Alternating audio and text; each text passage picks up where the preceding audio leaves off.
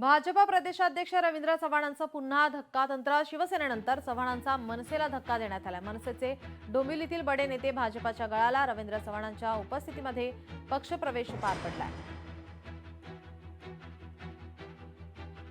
मनसेचे डोंबिवलीतील बडे नेते आता भाजपमध्ये या ठिकाणी त्यांचा पक्षप्रवेश झालेला आहे. रवींद्र चव्हाण यांच्या उपस्थितीमध्ये हा पक्षप्रवेश सोहळा पार पडलेला आहे.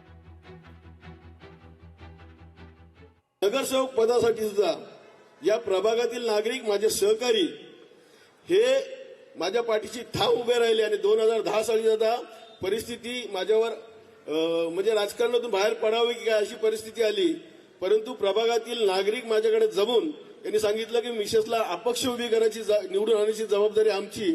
मग अशा वेळेस मी स्वतंत्र निर्णय घेणं योग्य नव्हतं, कारण हा निर्णय माझ्या अगोदर निर्णय माझ्या कार्यकर्त्यांनी माझ्या प्रभागातील नागरिकांनी घेतला आणि शेवटी मी घेतलाय.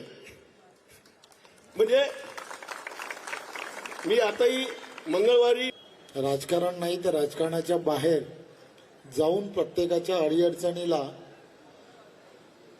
त्यांच्या बरोबर असणारी अशी ही मंडळी, हे लोकप्रतिनिधी आज भारतीय जनता पार्टीमध्ये आले, त्याबद्दल मी त्यांचं मनपूर्वक धन्यवाद देतो आणि आभारही मानतो. मला खात्री आहे सर्व कल्याण डोंबिवलीकर जी साथ आम्ही घातली तिला नक्की प्रतिसाद देतील.